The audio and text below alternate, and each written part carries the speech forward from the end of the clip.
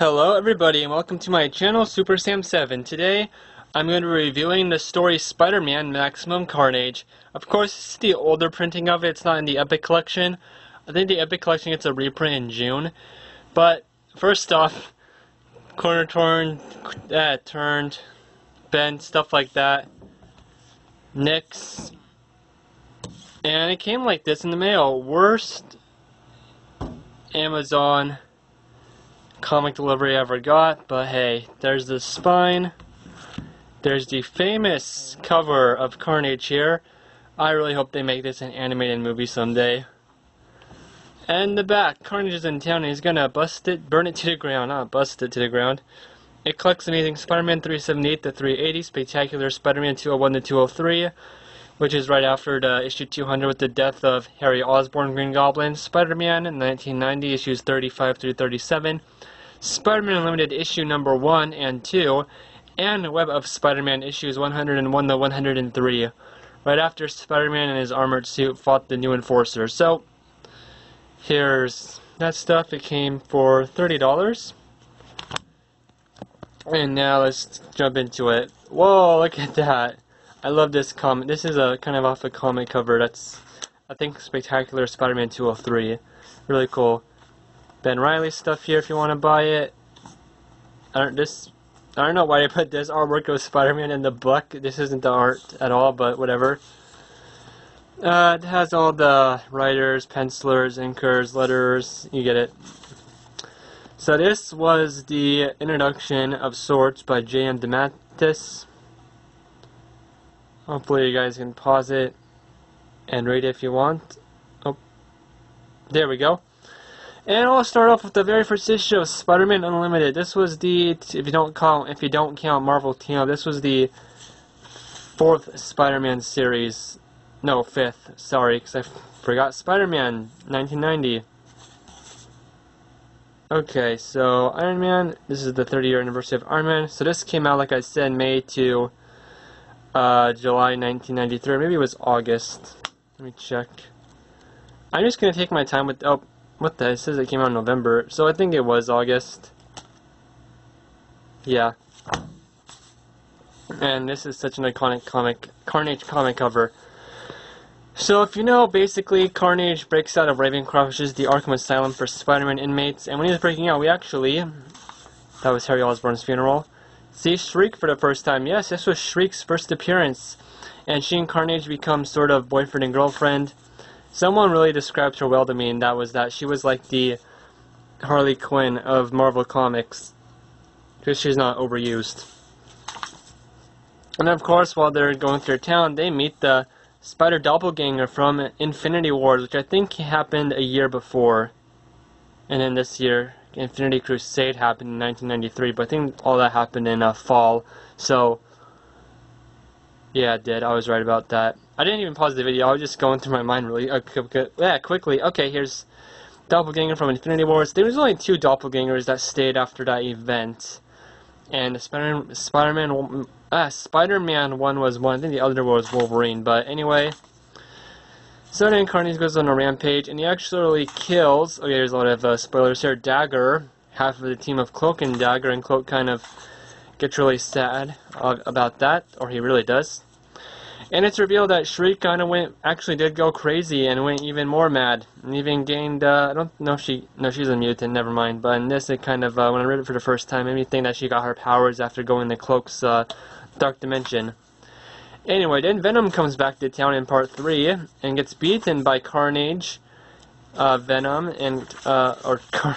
gets beaten by Venom. No, Venom gets beaten by Carnage, Shriek, and Doppelganger. You don't even see it, it's just this. And then he falls into the room. In this issue, introduces the return of Demo Goblin, and he fights Spider-Man. It's really cool. There's this new pumpkin bomb. He only uses it in this story in Spider-Man issue 35, right? Oh no, Amazing Spider-Man 378. He uses his pumpkin bomb, which makes Spider-Man get really sad and depressed, and it's a great moment. I still remember it so long in the future, where Demo Goblin gets like backed off by a priest, and Spider-Man finds the faith and courage to fight him again. Of course, then Demon Goblin still gets away, but anyway.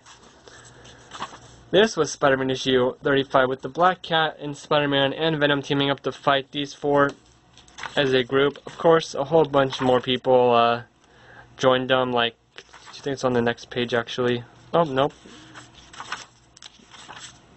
Oh yeah, this is a really good moment. There's a contrast of, like, Peter Parker's dad, or fake father, if you know the story, says that there's devils inside all men. He believes most men are evil, and you have to kill these devils to win. And May views the opposite. Spider-Man views, you know, both sides during this. It's a really good conflict and story written parts.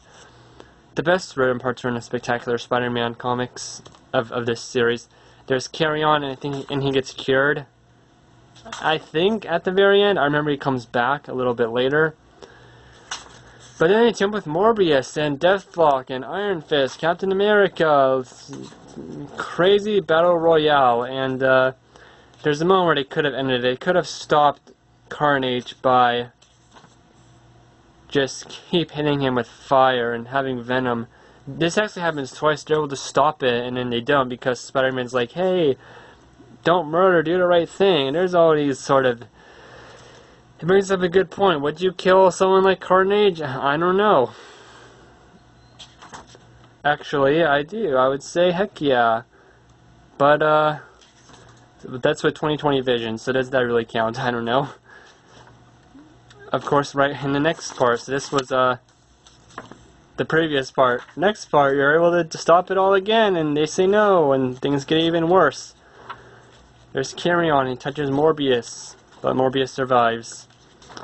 I like these moments where the heroes just show up when there's chaos, because Shriek has this power where she can cause, like, people to go crazy and create chaos, and the heroes just show up and do a little bit, and it stops the craziness. Like, I guess this guy's homeless and he wants to break store windows, and Captain America just stands there and he stops. Firestar just kind of blinds them with her light a little bit, and they stop. Iron Fist uses his chi power. Deathlock stops the guy. Spider-Man thinks, like, hey, what's the point of this? He saves, like, 2 babies about to be dropped off the roof from their mom, who's crazy at the moment. And it's really cool to see Demo Goblin fight Captain America, etc., etc. And Carnage just gets completely defeated. This has, at the end, it has to be the lowest I think Carnage has ever gotten in comics, where he's actually gone insane and cries and is scared of people, and Spider-Man stops Venom from killing Carnage. Well, I guess it wasn't really on purpose, because Venom pushes Carnage and creates a ginormous explosion. But they both survive. That is basically the story. Here's another afterward ending for you guys. Another picture, this awesome picture of Carnage right here, and then some other books you can buy. Hey, I reviewed that one. I don't think it's on YouTube anymore. When I was growing up, the first time I really experienced Spider-Man Maximum Carnage was when there's this, they covered the first 3 parts, and they were dealing with action figures, and there was this mini movie with full voice acting someone made exactly following the first 3 issues. That was the really cool thing. In the actual continuity, right before this, like I said, Terry Osborn's death, I think they do a great job, you know, tying in the importance, you know, kind of making it start off with any life is very important, and murder is really sad, destroys the family, and starting it off with this huge epic, like, such an important moment, because back at this time, there wasn't many Spider-Man stories where he went to a funeral after someone died. So I like that. I also didn't really realize how really good the writing was and how it works with the pictures until I grew up, because there is... I'm trying to find an example. I think there's one here. I thought they made, you know, I'm reading it. I think they made, like, weird comic panels where, like, oh, I think I remember where it is with Carnage and Shriek. He says, like, one thing. And Shriek makes, I forget. Hopefully I find it. Oh, like, this is one. Well, no, that's not one, actually. Oh, gosh. But when you're reading it, the artwork and the dialogue really helps each other out. Another thing is, I'm going to talk about some issues. Number 1 that I'm thinking about, oh my goodness, let me show you guys. because it's kind of useless, especially since right after this, look at that. It's the villain Carrion, and they use basically a good ray to turn him normal, and but he becomes Carrion again just in a few months later. There's a story called Spider-Man Peter Parker No More, and Shriek breaks out of Ravencroft with him, and that's another story. This, of course, they'll have Epic Collection Spider-Man Volume 25. That's basically what this is. Volume 26 has that story, so that's kind of cool. So they ended this, or I really think they should have ended it with Carnage here, apparently being dead. Yep, that's how the 13th part stops for a few pages. But Carnage is actually alive, and this Spider-Man Unlimited issue 2 does not really feel like a good conclusion.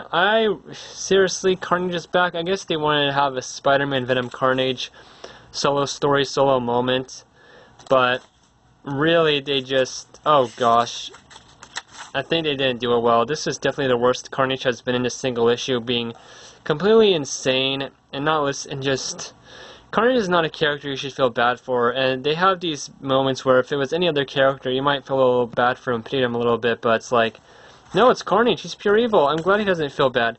He kind of goes on a trip down memory lane. He goes into his old cell. He goes back to his orphanage. He goes to his mom's grave, which I don't really, in my opinion, I think he went there and dug up his mom's grave so he would bury himself. I know that sounds really weird, but there's nothing even in that grave. And of course, Norman and Harry Osborn grave. Spider-Man is fighting by Carnage again.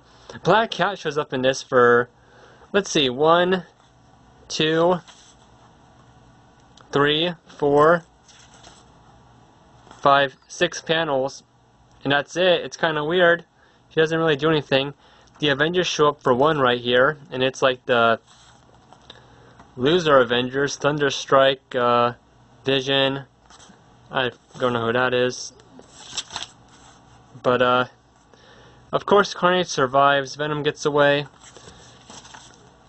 What else is about this? This last issue. There's a really good moment. As you see, it's like Venom is fighting Spider-Man a little bit, and he's like, everything Carnage does I feel responsible for, and Spider-Man is like, oh, that's how I feel about you. And that's all the character stuff, because then Spider-Man's thinking, you know what, I could go into deep, but Venom's insane, so I'm just not going to. Oh, I hate that. Why didn't they go into that? I love that line about Spider-Man, Venom, and Carnage.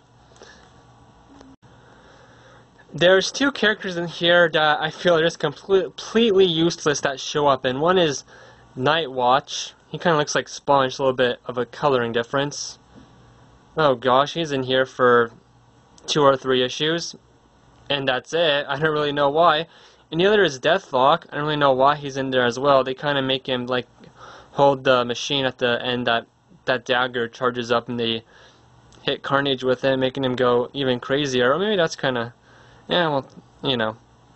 And then another one is Demogoblin. So if you didn't know, Demogoblin's kind of goal, he goes around and he kills sinners, right?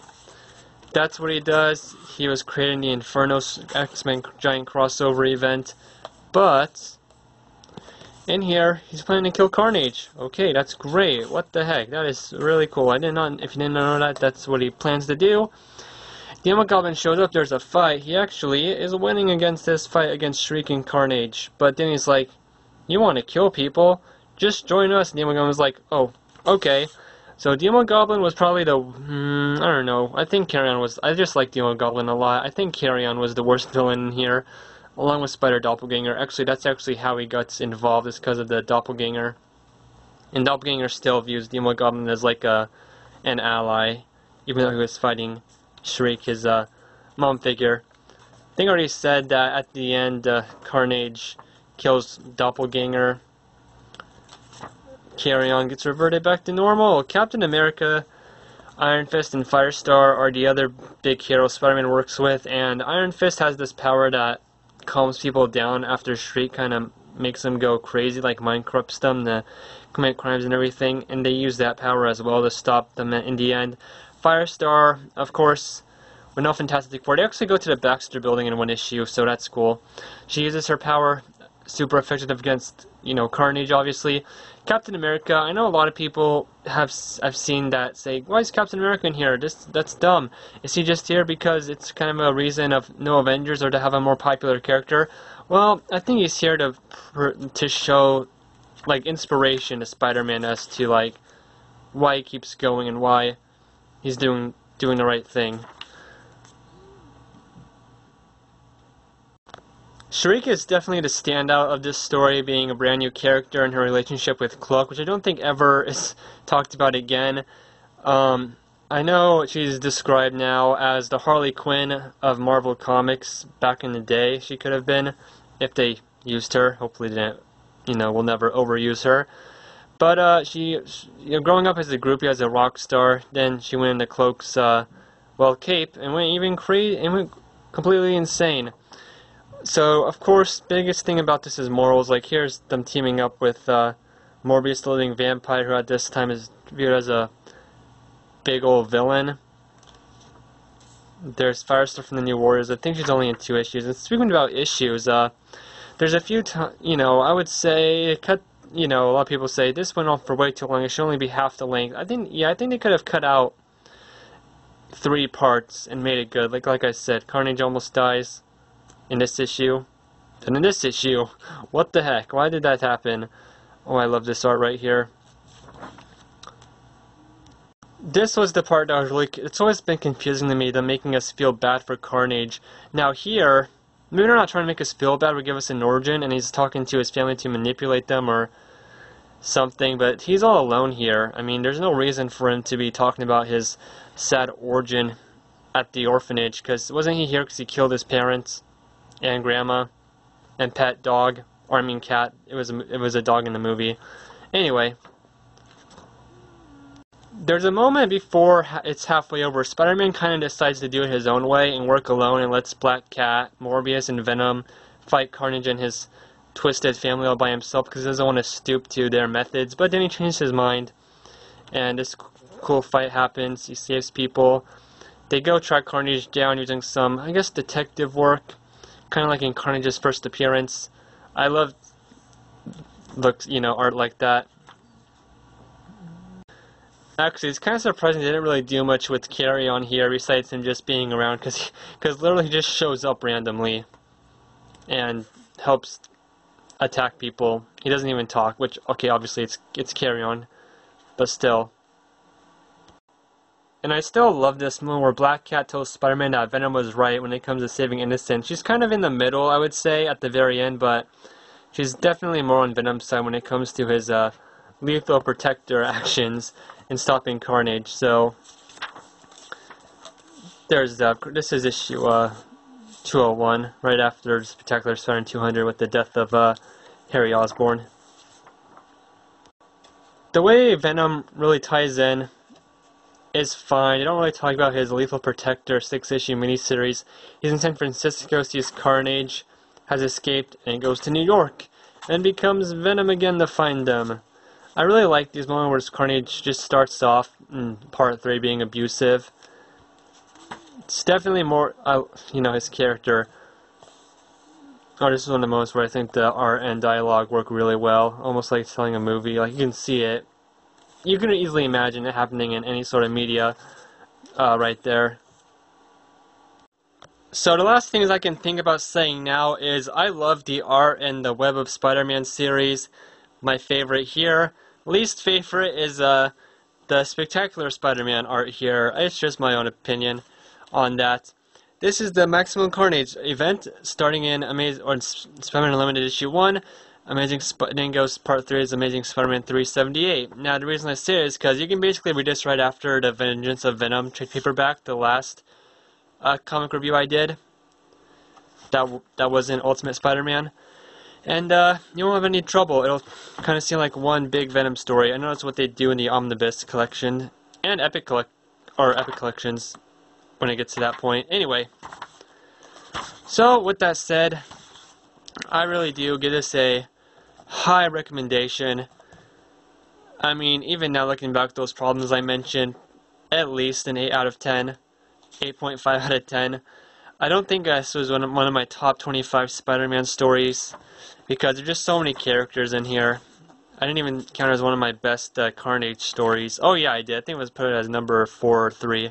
My goodness, my mind's just melting away right now. Here's some more things you can get. I think this has everything you could want in a great story. I definitely recommend it, of course, like I said. And that was my Spider-Man Maximum Carnage review for Symbiote Sunday 2022. Thank you so much for watching. Or, it's not Symbiote Sunday, that was yesterday, so maybe I'll upload it on Symbiote Sunday. I don't know. Thank you for watching, and have a great day.